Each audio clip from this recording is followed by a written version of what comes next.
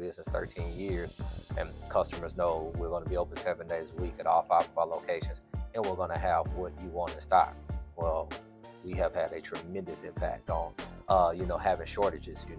We missed probably about 15 sales last week alone with inventory that we paid for a month ago, right?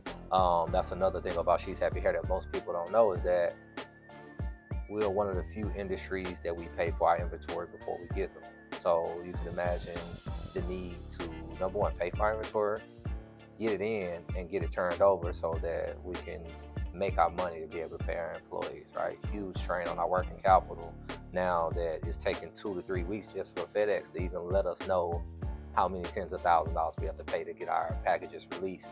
But we can't pass all of those expenses on to the customers, because although our consumers are aware of us as a brand, they're not informed with all of the things that are going on.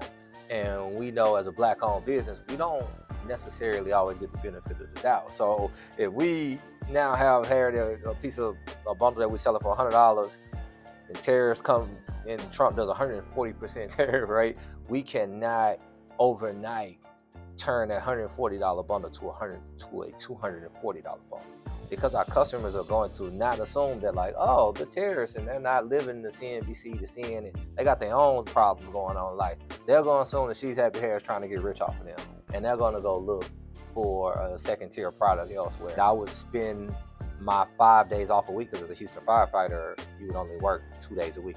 24-hour shift on, 24-hour shift off, 24-hour shift on, and then you're off for 5 days. I spent those 5 days walking in the beauty salons and asking women about hair. I know me and you are close together in generations, so I was very inspired by the movie Baby Boy. The way Jody would go and sell the dresses, I'm like, he can go there, I can go walk in the beauty salon and ask women about his products. I was running around Houston like a chicken with my head cut off on all my 5 days, meeting women in my little raggedy car with no AC. And it was then I was like, okay, we got to get a location for women to come to, because my car is just not going to be able to sustain driving to Houston, driving to the north side, right, driving to Katy, because I would go meet my customers.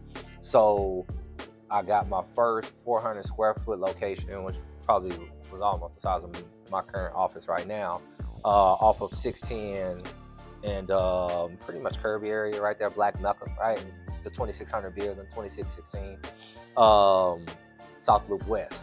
And on the 5th floor, and that's where we kind of had our first She's Happy Hair location, December 14th, 2012, right? So that's where we started off of.